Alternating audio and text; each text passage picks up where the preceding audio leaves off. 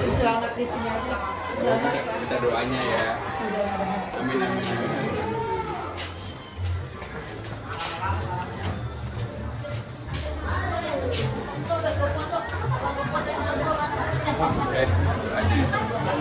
Pak, doanya baru ketemu kemarin tanggal.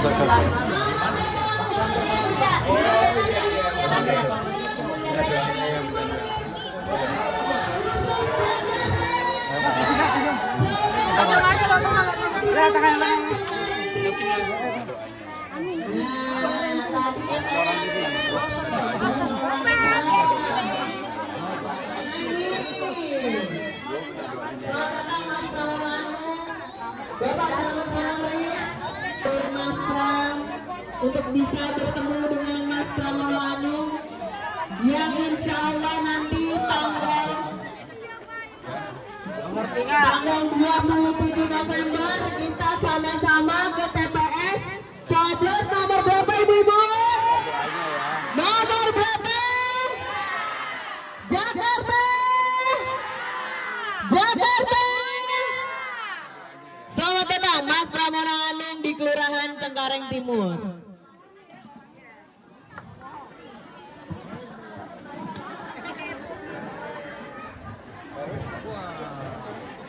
Jakarta. Bapak-bapak, ibu-ibu, warga RW 06. Jangan lupa tanggal 27 November. Mungkin itu saja dari saya, kurang lebihnya mohon maaf. Bila walidaya, wassalamualaikum warahmatullahi wabarakatuh. Waalaikumsalam warahmatullahi wabarakatuh. Terima kasih Bapak Karsim selaku tokoh masyarakat Kelurahan Cengkareng Timur. Mas Pramono Anung, tepuk tangan dulu Bapak Ibu sekalian. Bapak Ibu yang tidak bisa saya sebutkan satu persatu, masih semangat Bapak Ibu. Bapak Ibu, hari ini kami hadir di sini dengan gubernur kita yang akan Mas Pram dan Bang Dul akan bekerja keras untuk kita semua. Tepuk tangan dulu Bapak Ibu sekalian. Bapak Ibu, saya yakin kita semua di sini pasti punya harapan untuk Jakarta yang lebih baik, betul nggak? Kita dengarkan langsung dari Mas Pram. Terima kasih. Assalamualaikum warahmatullahi wabarakatuh. Salam sejahtera bagi kita semuanya. Pak Karsim yang saya hormati, Ketua RW, Pak Charles Honoris, Bapak Ibu dan saudara-saudara sekalian. Tadi malam ada yang nonton Indosiar nggak? Nonton saya nyanyi nggak? Nyanyinya oke nggak? Saya seumur-umur nggak pernah nyanyi secara live. Tadi malam nyanyi Sakit Gigi, lagunya MGZ, MGZ sama Bang Dul. Kenapa? Daripada nyanyi, lihat senyum saya aja, Bu. Yang pertama saya menyampaikan salam dari Bang Dul. Bang Dul hari ini ke Jakarta Timur, saya ke Jakarta Barat. Dan saya tahu Cengkareng Timur ini merupakan daerah yang sungguh padat penduduk. Dan tadi ketika Pak Karsim, Ketua RW menyampaikan, saya langsung menangkap wajah-wajah ibu yang paling dikhawatirkan pasti nomor satu adalah KJP. Karena tadi begitu disebut pendidikan, teriaknya paling keras. Siapa yang sudah menerima KJP tiba-tiba nggak menerima? Coba angkat tangan. 1, 2, 3, 4, 5. Baik. Apakah ibu kemudian juga sudah mengurus ke Rawabunga? Ada nggak yang? Oh, ibu sudah ya. Ibu ngurus ke Rawabunga, di sana diterima atau kemudian di pingpong kanan kiri, antriannya panjang.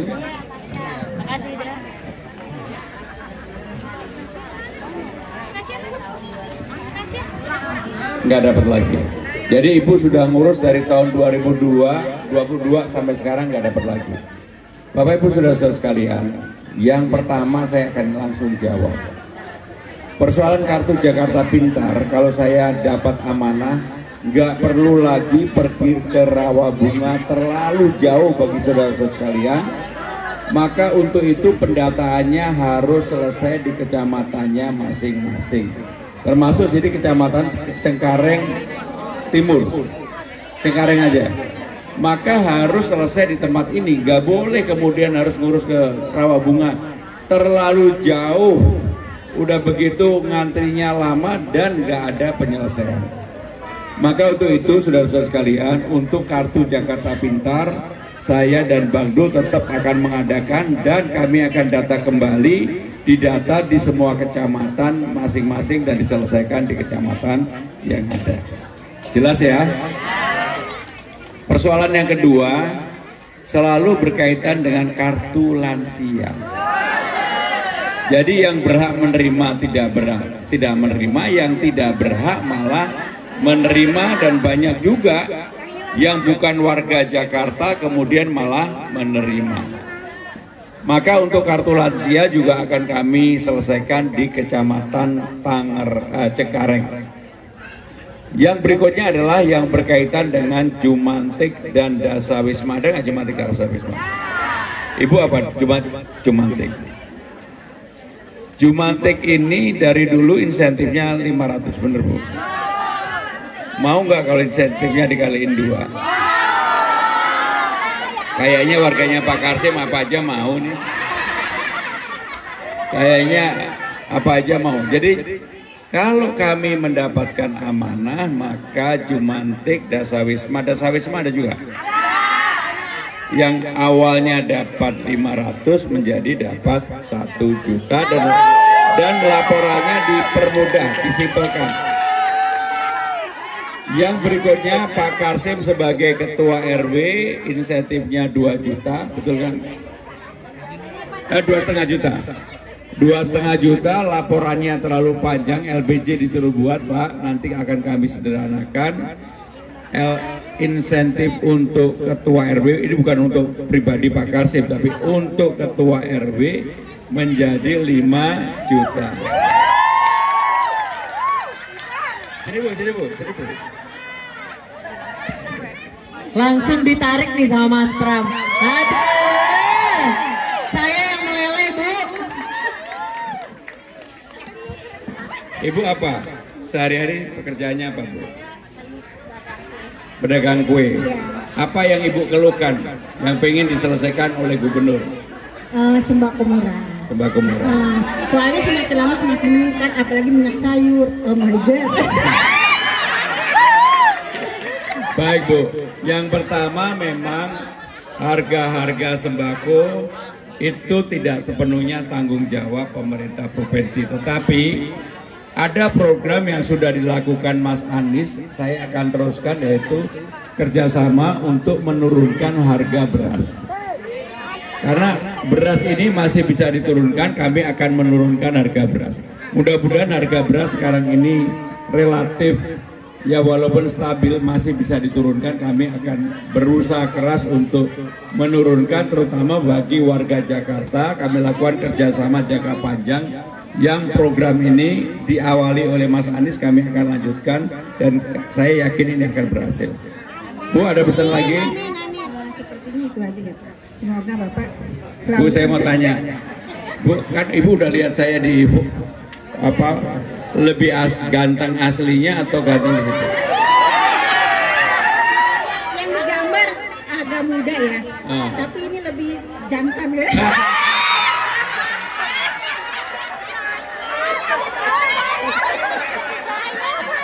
Bapak bahagia. Seumur-umur ada yang mengatakan saya lebih jantan dari Ibu. Bu, terima kasih atas penjantanannya Bu. Bu, baik, terima kasih Bu. Terima kasih. Udah, buat Ibu. Bapak buat Ibu aja. Saudara-saudara sekalian, daerah-daerah yang rapat penduduknya seperti di Cengkareng Timur ini yang saya sekarang ada, maka kami punya program untuk memasang CCTV di setiap RT RW. Kenapa ini dilakukan? Satu, untuk mengurangi tindak kriminal pada tingkat RT RW. Yang kedua, kalau ada pencurian atau apapun akan diketahui secara bersama-sama. Yang ketiga, sebenarnya yang paling utama yang ketiga ini, apapun kita harus menjaga anak-anak kita dari bahaya narkoba. Sehingga yang ketiga inilah yang harus diadakan. Maka dengan demikian kami akan pasang CCTV seluruh RT RW se-Jakarta. Sekarang CCTV sudah dipasang 747 CCTV, masih kurang lebih kurangnya 32.000. Apakah Jakarta mampu? Mampu. Siapa yang mikirin? Jangan ibu-ibu, udah itu urusan saya untuk mikirinnya. Dan kami yakin akan bisa dilakukan. Persoalan yang berikutnya adalah yang seringkali terjadi di semua daerah adalah masalah lapangan kerja. Kasihan banyak anak-anak kita, anak-anak ibu dan sebagainya yang kemudian tidak mendapatkan kesempatan bekerja secara adil. Maka kami akan mengadakan bahwa di setiap kecamatan ada yang namanya balai latihan kerja. Apa itu balai latihan kerja? Memberikan kesempatan kepada siapapun untuk berlatih dan gratis. Nanti akan kami beri sertifikat untuk bisa bekerja baik di dalam maupun di luar negeri. Dan setiap 3 bulan sekali ada yang namanya job fair. Job fair itu adalah setelah dilatih bekerja, orang diumumkan mengenai kesempatan kerja apa saja. Dan secara khusus untuk UMKM, kalau kami diberi amanah maka akan ada dana kurang lebih 300 miliar rupiah untuk mendorong tumbuhnya UMKM baru, terutama untuk menengah ke bawah. Bukan yang menengah ke atas, tapi menengah ke bawah. Dananya ada nggak? Dananya ada, karena apa? Anggaran pendapatan daerah Jakarta ini kurang lebih 81,7 triliun rupiah. Sehingga dengan demikian Bapak Ibu saudara-saudara sekalian, banyak hal yang kita bisa lakukan, tetapi sekali lagi saya mohon doa restunya. Dan saya ini, yang terakhir dari saya ini dengan pengalaman yang sudah panjang sekali, mungkin tidak banyak ibu-ibu yang tahu, saya dari umur 34 sudah menjadi sekretaris Presiden Megawati pada waktu itu, pernah menjadi pimpinan DPR, terpilih sebagai anggota DPR 4 kali, tetapi 2 kali saya jalankan, dan 2 periode terakhir saya jadi Menteri Sekretaris Kabinet, menterinya Pak Jokowi, sebagai penjaga dapur utama beliau. Maka dengan pengalaman panjang seperti ini, mudah-mudahan kalau saya memang dipercaya, diberi amanah, yang paling utama saya bukan menjanjikan hal yang terlalu muluk-muluk. Yang akan saya lakukan adalah menyelesaikan persoalan yang real yang ada di masyarakat sekarang ini. Kartu Jakarta Pintar, Jakarta Sehat, Dumantik, Dasawisma, lansia, bahkan secara khusus saya akan memperbaiki kehidupan difabel, disabilitas. Sekarang ini disabilitas di Jakarta itu ada 44.000 yang bisa sekolah disabilitas nggak lebih dari separuhnya. Sehingga kalau disabilitas tidak kita perbaiki, kita persiapkan hidupnya, ini juga akan menjadi persoalan baru di kemudian hari.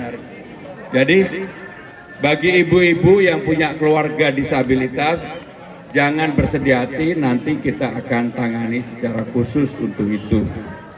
Maka dengan demikian, terakhir saya lebih memikirkan itu daripada membangun sesuatu yang terlalu besar tetapi tidak membawa dampak secara langsung kepada masyarakat yang ada di Cengkareng Timur ini.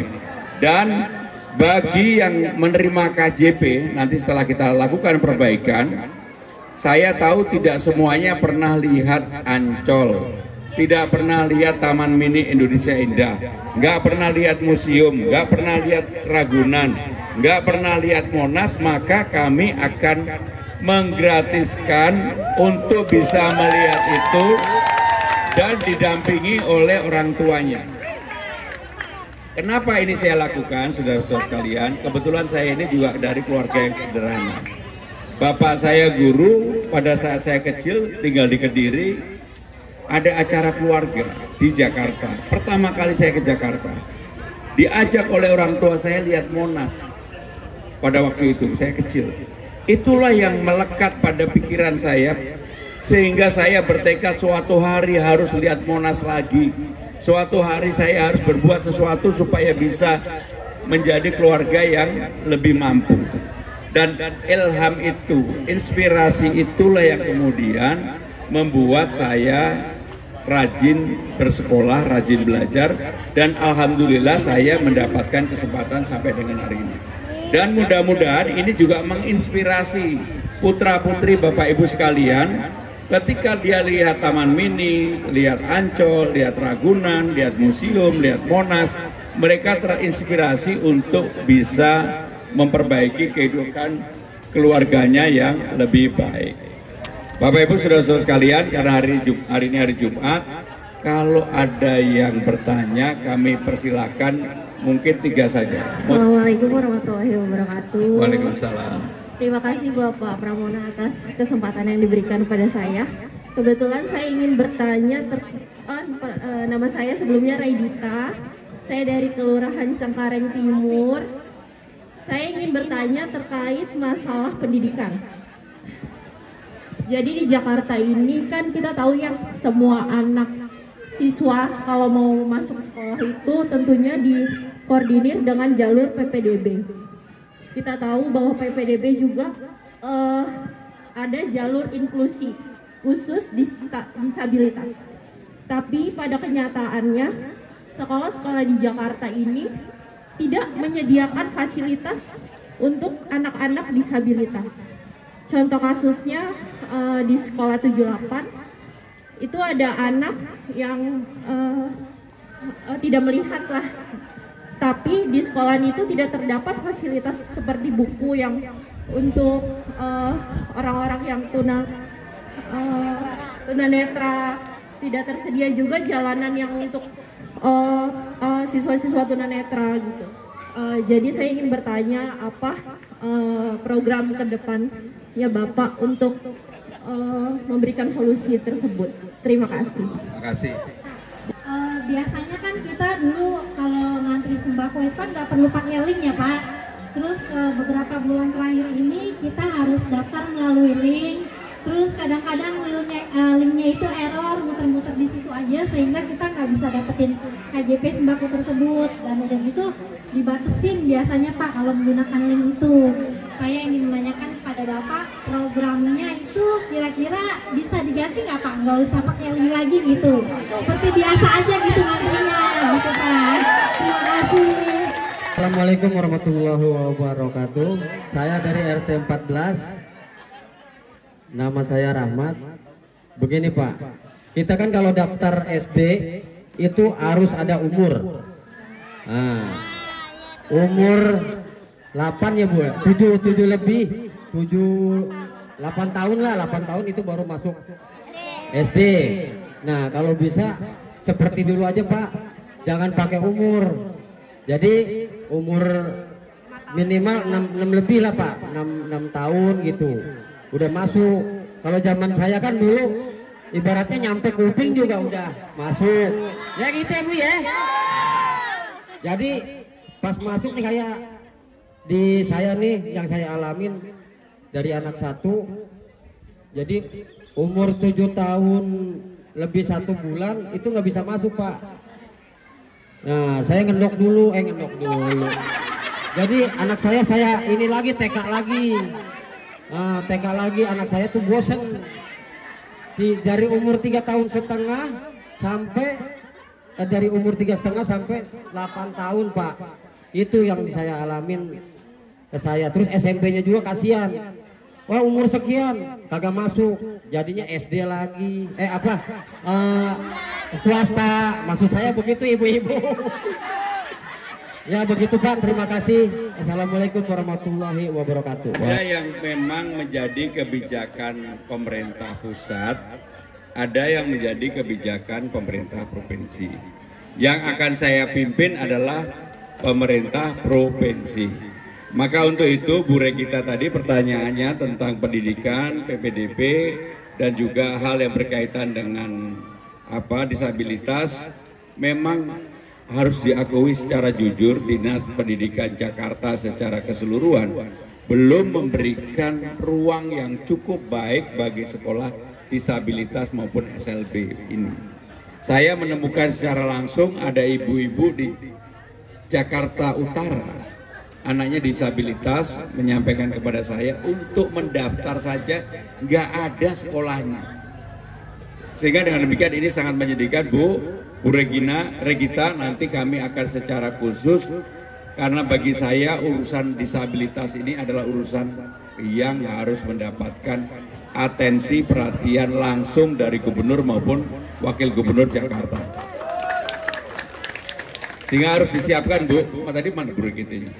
Bu harus disiapkan. Jadi kami akan mempersiapkan itu Bu, Ibu jangan khawatir untuk itu, karena memang dalam sambutan saya sebelum Ibu bertanya pun saya sudah menyebutkan ada 44.000 disabilitas yang ada di Jakarta ini. Yang berikutnya untuk Bu Ana. Bu Ana untuk sembako, KJP, link dan sebagainya itu kewenangan pemerintah pusat. Dulu kenapa kewenangan pemerintah pusat? Kebetulan saya waktu menjadi Menteri Sekretaris Kabinet, peraturannya itu saya menyiapkan Bu.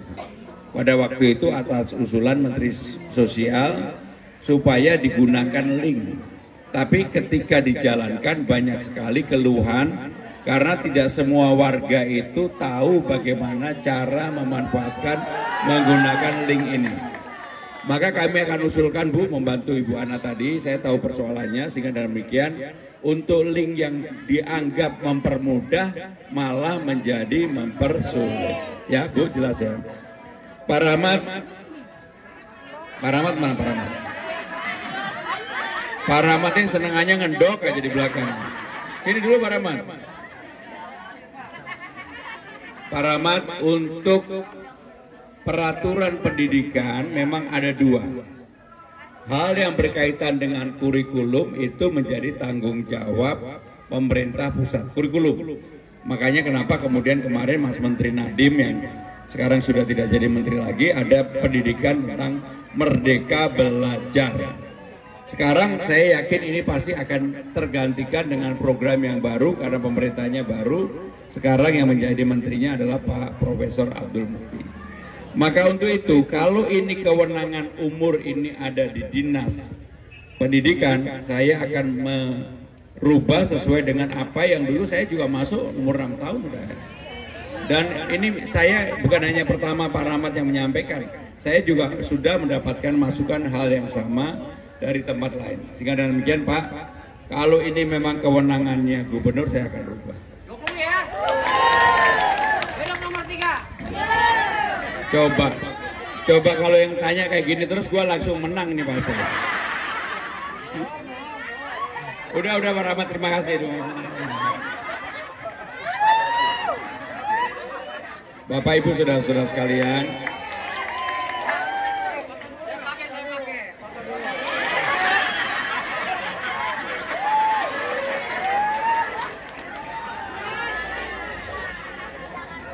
Bapak Ibu saudara-saudara sekalian, karena hari ini hari Jumat, jadi saya sekali lagi menyampaikan terima kasih. Mudah-mudahan apa yang saya jelaskan bisa ditangkap dengan baik oleh Bapak Ibu saudara-saudara sekalian. Sekali lagi mohon doanya, terima kasih. Wassalamualaikum warahmatullahi wabarakatuh. Pak Rahmat nyoblos lagi. Kita ciri-cirinya khasnya nomor ini. Nomornya apanya nih? Pilih nomornya atau orangnya?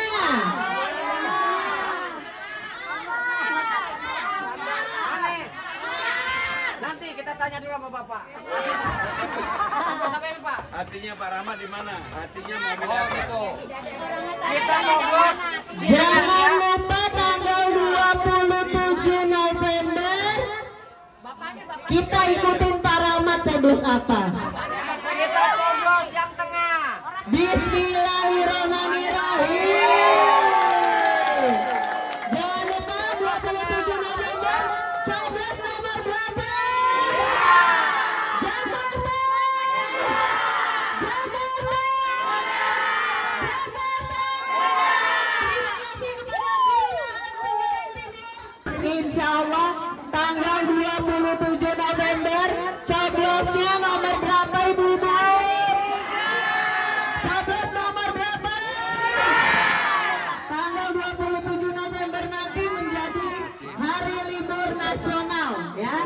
Artinya jangan lupa bangun pagi-pagi ya. Jangan ngapa-ngapain dulu. Siap. Jakarta. Jakarta. Jakarta. Insya Allah Mas Pram langsung jadi gubernur. Jadi hari ini saya ke Cengkareng. Kecamatan Cengkareng adalah salah satu kecamatan paling padat di Jakarta. Ini mungkin kecamatan nomor 2 terpadat setelah Cakung. Kalau tadi lihat apa yang disampaikan, persoalannya masih sama di semua daerah, yaitu Kartu Jakarta Sehat, Kartu Jakarta Pintar, lansia, difabel, dasawisma dan sebagainya. Tetapi di sini juga ada persoalan yang tadi disampaikan berkaitan dengan sembako dan sekolah. Yang menurut saya ini berbeda dari tempat-tempat lain karena memang dalam sistem PPDB dan zonasi itu dirasakan betul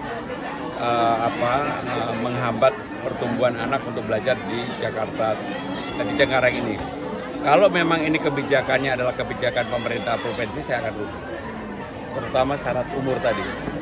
Karena kalau sekarang kan memang banyak yang harusnya 6 tahun seperti saya dulu udah bisa masuk SD. Jadi itu yang akan dilakukan.